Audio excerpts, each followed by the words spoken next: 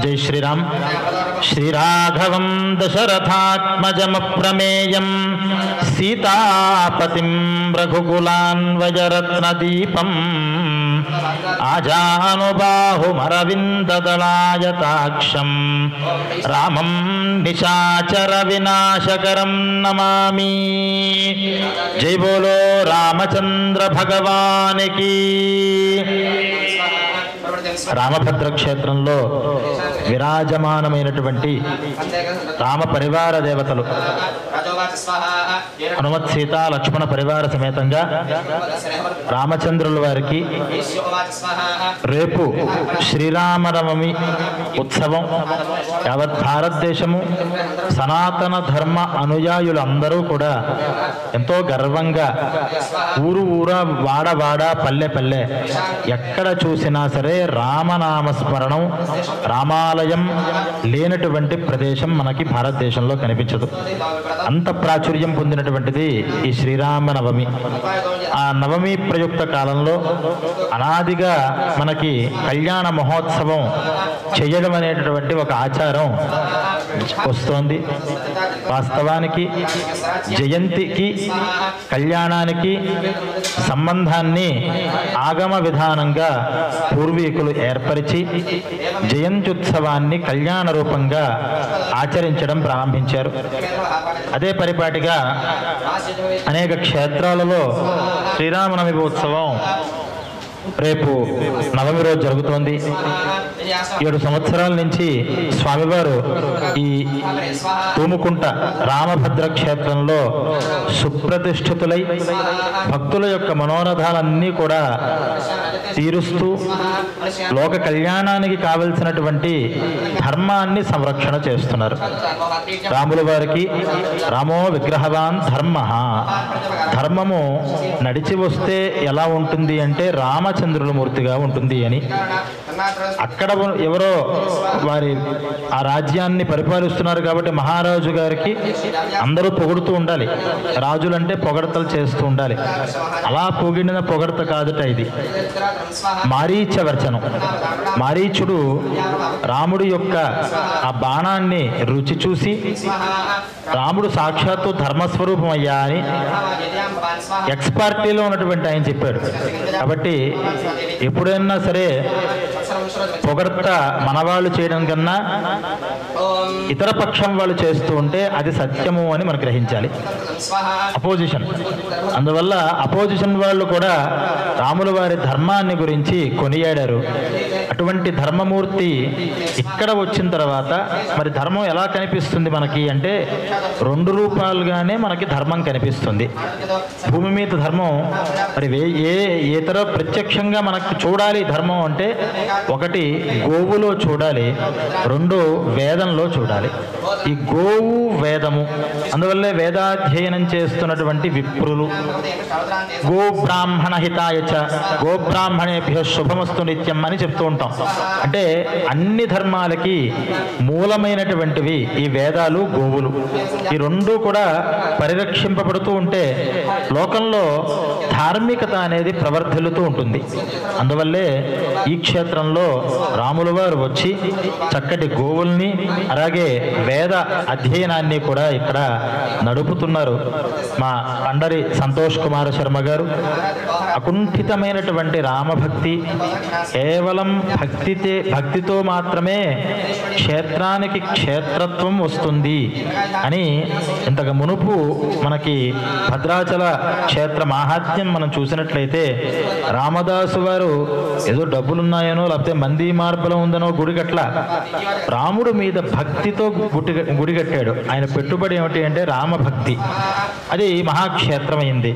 అలాగే సంతోష్ కుమార్ శర్మ గారి యొక్క భక్తితో ఇది ఇంత చక్కగా కొంతగా ప్రారంభమయ్యి అది అలా అలా అలా అలా వర్ధిల్లుతోంది.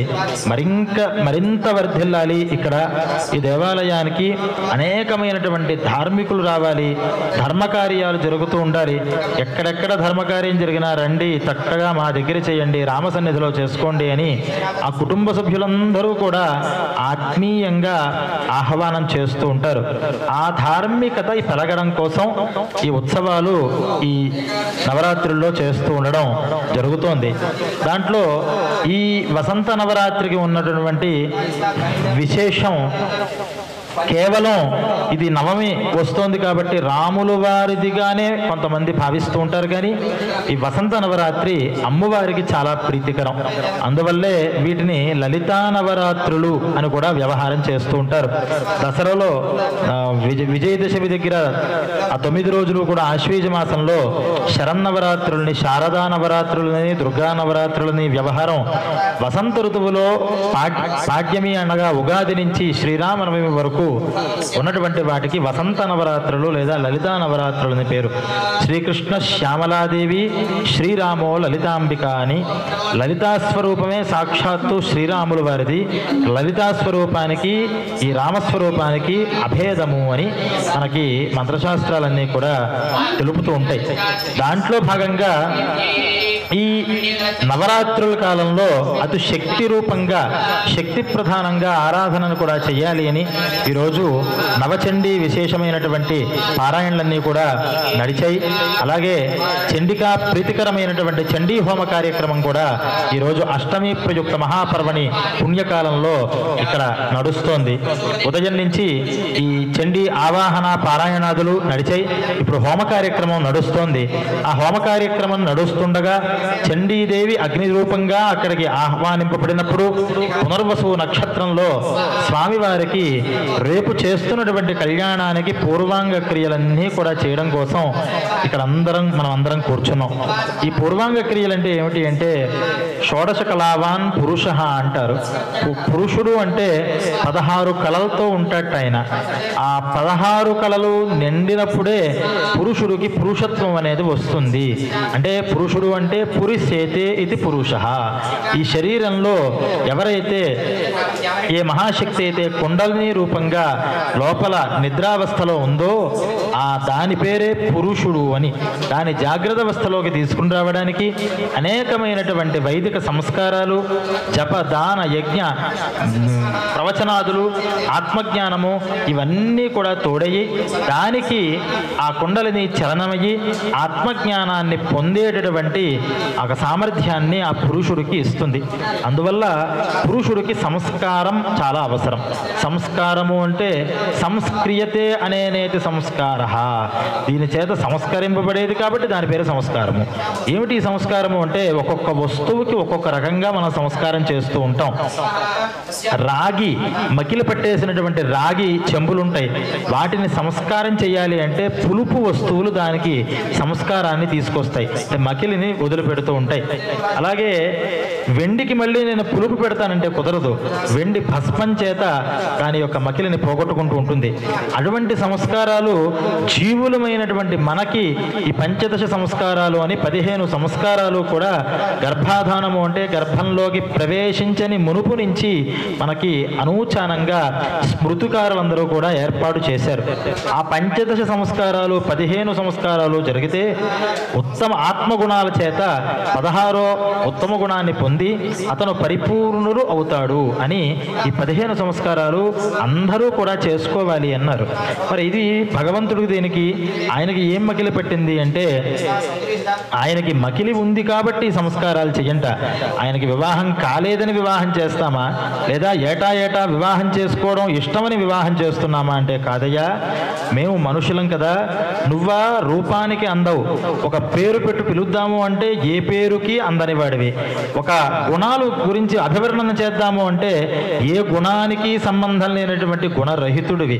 మరి అటువంటి అవ్యక్తము, అచింత్యము, అప్రతర్క్యమైనటువంటి ఆ పరమాత్మని ఎలా తెలుసుకోవాలి అని ఆలోచించినటువంటి మహర్షులు తమ తపశ్శక్తి చేత సులభమైనటువంటి భక్తి మార్గాన్ని, కర్మ మార్గాన్ని, జ్ఞాన మార్గాన్ని వాళ్ళు కనుగొన్నారు.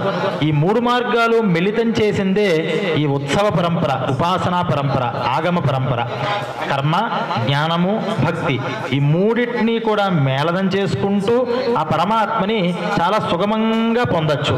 అందువల్ల ఈ సంస్కారాలన్నీ కూడా మన కోసం చేసుకోవాలట, భగవంతుడి కోసం కాదు.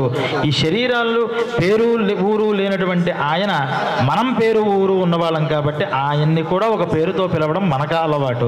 మరి పశుపక్ష్యాది జంతువులకు కూడా భగవంతుడు ఉంటాడు, మరి అవి ఎలా పిలుస్తాయో వాటి భాషతో వాటి గుణాలకి వాటి బుద్ధికి ఆయన అందుబాటులో ఉంటాడు. మనం మానవులం కాబట్టి మానవులకి నామరూపాలు శాశ్వతం అనుకుంటారు కాబట్టి నామరూపాలతో ఆయన భూమి మీదకి అవతరించాట. అందువల్ల మనలాగానే ఉపాసకానాం కార్యార్థం బ్రహ్మణో రూపకల్పన అని ఉపాసన, ఈ భగవంతుణ్ణి మనం చెందాలి పొందాలి అనేటటువంటి ఆర్తి కలిగినటువంటి భక్తులు ఆయనకు ఒక రూపాన్ని నామాన్ని ఏర్పాటు చేయడమే కాక మనలాగానే వారికి కూడా సపర్యలు చేస్తారు. అందువల్లే షోడశ ఉపచారాలు, స్నానాలు, అభిషేకాలు, పూజలు, హోమాలు ఇవన్నీ కూడా ఏర్పడ్డాయి. అదే విధానంగా ఈ కళ్యాణం అనేటటువంటి ఒక సంస్కారం కూడా మనం చేయబోతున్నప్పుడు కళ్యాణం ఒక్కటే కాదు కదా, గర్భాధానాది సంస్కారాలు కూడా వాటికి జరగాలి. జరగడం వల్ల ప్రయోజనం ఏమిటి అంటే, ప్రయోజనం అనుద్దిశ్య నమందోపి ప్రవర్తతే. ఇవన్నీ చేస్తే ఏమిటి మాకు ప్రయోజనం? సత్యనారాయణ వ్రతం చేస్తే ఏం ప్రయోజనం కలుగుతుంది, గురునాథ పొంగలు చేస్తే ఏం ప్రయోజనం కలుగుతుంది అని ప్రయోజనాన్ని ఉద్దేశించే మనం కర్మలు చేస్తూ ఉంటాం. కాబట్టి ప్రయోజనం గురించి కూడా ఒకసారి తెలుసుకోవాలి. ఈ రామభద్ర క్షేత్రంలో విరాజమానమైనటువంటి ఈ మూర్తులకి ఈ సంస్కారం చేయడం వల్ల ఈ మూర్తులలో దేవతా సాన్నిధ్య శక్తి పరిపూర్ణంగా వచ్చి తిష్ట వేసుకుని కూర్చుంటుంది. ఎప్పుడు మనం నమస్కారం చేస్తే నమస్కారం చేత అనేక పాపాలని పోగొట్టేటటువంటి శక్తి ఆ బింబాలకి ఉండాలట. అందువల్లే ప్రతిష్టా క్రియాకలాపాలు ఏం చేసినా భక్తానాం అభయ వరప్రదాతృత్వ శక్తి సంపాదనార్థం అని చెప్తూ ఉంటారు. స్వామి, నీకు చేస్తున్నటువంటి ఈ కైంకర్యాలన్నీ నువ్వు తీసుకుని భక్తులకు అభయాలు ఇవ్వాలి. వారు ఏమైనా కష్టాలని వస్తే ఆ కష్టాల నుంచి నువ్వు వరదం ఇచ్చి వాళ్ళని గట్టెక్కించాలి. ఈ అభయ వరప్రదాతృత్వ శక్తి రావడం కోసం నీకు ఈ పూజ చేస్తున్నాను, ఈ జపం చేస్తున్నాను, ఈ హోమం చేస్తున్నాను అని చెప్పడం ఆగమ సంప్రదాయం. అందువల్ల ఈ మూర్తులలో పరిపూర్ణంగా ఉన్నటువంటి ఆ షోడశ కళలు కూడా ఆ రామచంద్రుల వారిలోకి ఈ మూర్తులలోకి స్థిరపడాలి అని గర్భాధానాది సంస్కారాలు చేస్తున్నాం. మనకి ఈ సంస్కారాలన్నీ ఉన్నాయి. వాటిని గర్భాధానము అని, ఇవన్నీ మంత్రరూపంగా చేసే సంస్కారాలు కొన్ని ఉంటాయి, కొన్ని క్రియాప్రధానంగా చేసే సంస్కారాలు కొన్ని ఉంటాయి. అలా గర్భాధానము తర్వాత గర్భంలోకి ప్రవేశించిన తర్వాత 3వ నెలలో చేయాల్సినటువంటి సంస్కారం పుంసవన సంస్కారము అంటారు. అలాగే 4వ నెల కానీ 5వ నెలలో కానీ చేయాల్సినటువంటి సంస్కారాన్ని సీమంతోన్నయన సంస్కారము అని పిలుస్తారు. ఆ సంస్కారాలలో ఒక్కొక్క సంస్కారంలో ఒక్కొక్క విశేషం. సీమంతము అంటే పాపిటని ఆ గర్భిణికి పాపిట తీసినట్లయితే మంత్రయుక్తంగా కొన్ని ద్రవ్యాలతో ఆ పాపిటని తీస్తే అక్కడ ఉన్నటువంటి నాడులన్నీ కూడా లోపల ఉన్నటువంటి దౌర్హృది కాబట్టి 2 హృదయాలు కలిగినటువంటిది అవుతుందిట గర్భిణి. లోపల ఉన్నటువంటి బిడ్డ హృదయం తన హృదయం కలిసి మల్టీ మైండ్గా ఆమె వ్యవహారం చేస్తూ ఉంటుంది. ఇక్కడ ఉన్నటువంటి నాడులన్నీ కూడా మంత్ర స్పర్శ చేత లోపల ఒక సాంత్వన అనేటటువంటిది ఆ గర్భిణికి గర్భస్థ పిండానికి కూడా వస్తుంది అని సీమంతోన్నైన సంస్కారం చేయమన్నారు. ఇవి పుట్టే మునుపు. పుట్టిన తర్వాత జాతకర్మ అనేటటువంటి సంస్కారం ఉంటుంది. అది పుట్టిన వెంటనే ఈ శిశువుని నేల మీద కూర్చోబెట్టడానికి, ఆయన శిరస్సు దగ్గర ఉదకుంభం పెట్టడానికి ఆయన ముట్టుకుని ఆయన చెవిలో ఆ నక్షత్రం, ఏ నక్షత్రంలో అయితే పుట్టాడో ఆ నక్షత్రం యొక్క జ్ఞప్తిని తీసుకుని రావడం, ఇవన్నీ కూడా జాతకర్మ సంస్కారాల్లో నడుస్తూ ఉంటాయి. తర్వాత ఈ జాతకర్మ సంస్కారం అయిన తర్వాత ఉపనిష్క్రమణము, సూర్యావలోకమనం అని సూర్యుడికి చూపించడం, అలాగే ఉయ్యాల్లో వేయడం లాంటి సంస్కారాలు జరుగుతాయి. తర్వాత నామకరణ సంస్కారం, పేరు పెట్టడం, అన్నప్రాశన, అన్నం తినిపించడం, ఈ 2 సంస్కారాలు మనకి ప్రహతంగా తెలుస్తూ ఉంటున్నాయి. దాని తర్వాత ఉన్నటువంటి సంస్కారం చౌల సంస్కారము అంటారు. అంటే శిఖ జుట్టులు ఏవైతే ఉన్నాయో పుట్టు వెంట్రుకలు సంవత్సరం లోపల మనం తీయిస్తున్నాం, కానీ శాస్త్రత మంత్రత్వేన 3వ సంవత్సరంలో ఆ చౌలం అనేటటువంటి సంస్కారాన్ని చేయమన్నారు. అది కుదరని పక్షంలో ఉపనయనంతో పాటుగా చేస్తూ ఉంటారు. అందువల్లే ఉపనయనంలో పంచశకలు మనం చూస్తూ ఉంటాం. ఇలా ఈ చౌలం అనేటటువంటి సంస్కారాన్ని మంత్రయుక్తంగా స్వామివారికి చేయడం జరుగుతుంది. ఉపనయనం అయిన తర్వాత చౌలం అయిన తర్వాత ఉపనయన సంస్కారం స్వామివారికి జరుగుతుంది. ఉపనయనంలో ముఖ్యమైనటువంటి యజ్ఞ ఉపవీత ధారణ, దండధారణ స్వామివారికి చేయబడతాయి. దాని తర్వాత వేదవ్రతాలు 4 కూడా ప్రాజాపత్య, ఆగ్నేయ, సౌమ్య, వైశ్వదేవ వ్రతాలని 4 వేదవ్రతాలు. ఆయన బాల్యంలోనే ఆ శైశవే అభ్యస్త విద్యానాం యవ్వనే విషయేషినాం వార్ధకే మునివృత్తీనాం యోగేనాంతే తనుత్యజామని రఘువంశంలో కాళిదాస మహాకవి చెప్పినట్లుగా ఈ రఘువంశరాజులు ఎటువంటి వాళ్ళు అంటే ఆ శైశవము కూడా బాల్యం పూర్తయ్యేదాకా చదువుతూనే ఉన్నారట.